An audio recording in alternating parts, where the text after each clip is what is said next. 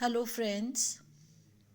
I welcome you to an understanding of a great poet of the 20th century by the name Ted Hughes.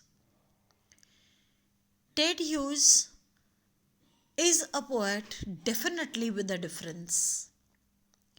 In the times when the colorful nature drew the attention of poets over the ages, and they talked largely about men or the vegetation. They found resort in flowers, in grass, in trees, in shades, in rivers, in mountains, and in men. There was a poet who stood apart to speak about animals. In fact, the poet who we know as Ted Hughes popularly was someone who, in fact, worked in the Royal Air Force, attended Cambridge, and studied archaeology and anthropology. But he was interested in myths and legends. Now, what are myths? Myths are those age old stories that tell to us that we had our roots in animals. We have originated from animals because myths are those stories which speak about the glory of man not in isolation but as a continuum of the instincts that we associate with animals. So, this poet, Ted Hughes, will I'll introduce Ted Hughes to you, and in fact, he worked in the Royal Air Force, and he met and married the American poet Sylvia Plath, who you should be reading either specially as a woman poet and also as a confessional poet. She was classified as a confessional poet. So, a marriage with Ted Hughes' marriage with Sylvia Plath brought about a complete change, a swing in his um, career, where she encouraged him to give his written scripts for publication. And when he submitted his manuscript to a first book contest run by the Poetry Center, it brought for him a very coveted prize, and he was very much praised by Marion Moore, W.H. Auden, and Stephen Spender. And this collection of the poems was The Hawk in the Rain. So we see the very first work of Ted Hughes was about hawks. Now, one very important factor about Ted Hughes' love for animals is that he is in love not with the normally understood beautiful creatures. He would choose not to write on a peacock. He loved to write on the hawk, the bird of prey. So animals that had a kind of a commonly understood ugliness, a commonly understood disagreement for them and a kind of violence.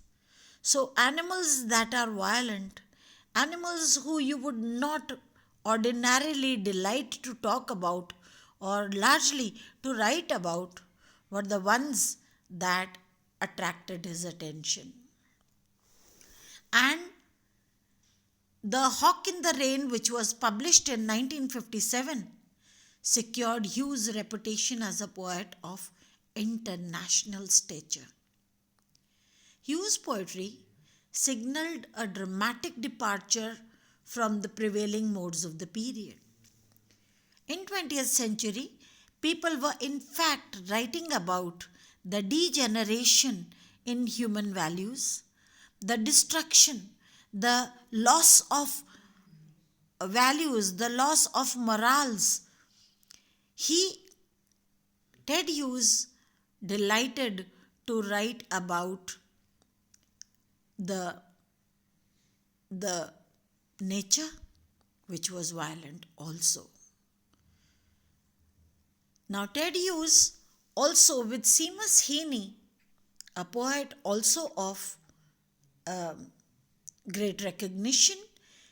So, Ted Hughes with him edited the popular anthologies The Rattle Bag in 1982 and The School Bag in 1997. He also translated works from classical authors including Ovid and Aeschylus. An incredibly prolific poet, translator, editor, and children's book author, he was appointed as Poet Laureate in 1984, a post he held until his death. And among his many awards, he was appointed to the Order of Merit, one of Britain's highest honors. Now, when we'll read Ted Hughes' poems, and the first poem that we will read is The Horses.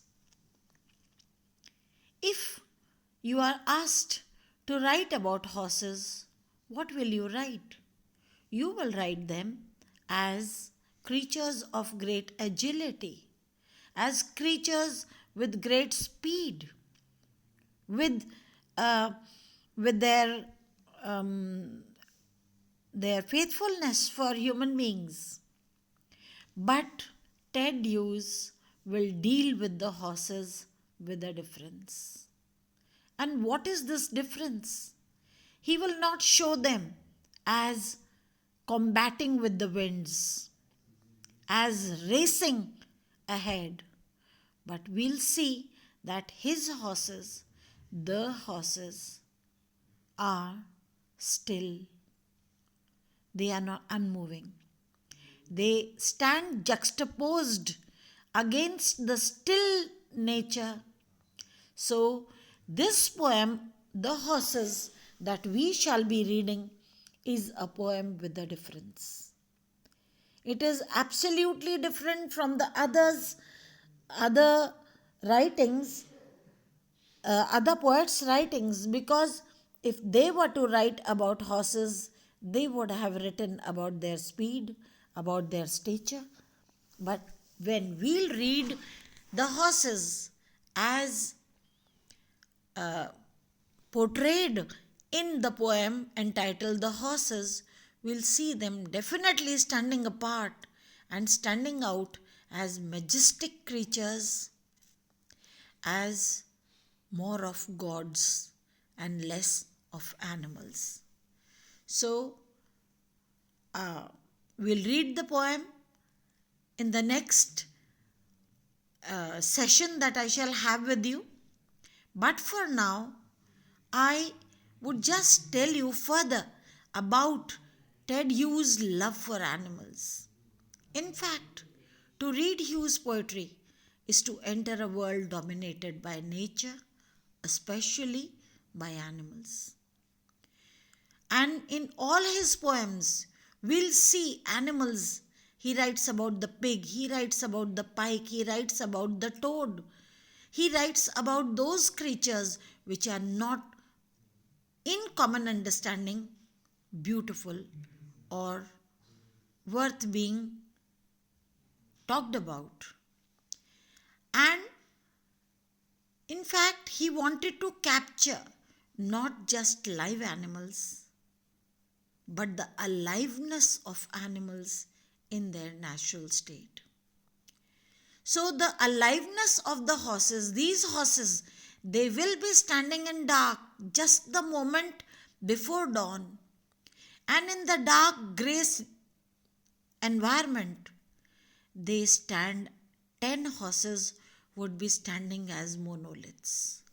Despite the fact, what is a monolith? A monolith is a single rocky structure, a single rock.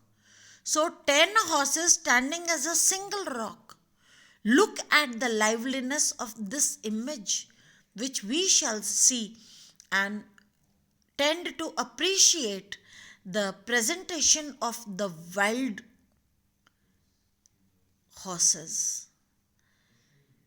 These horses are not the domesticated ones, they are the wild horses. So, we will also try to see how Ted Hughes' animals are representative of the wildness of every man. We all have come from animals, and we all at times betray these animal instincts in our personality. So, the horses, different horses, Ted Hughes horses, we will read in the next lecture. This is all for today. Thank you so much.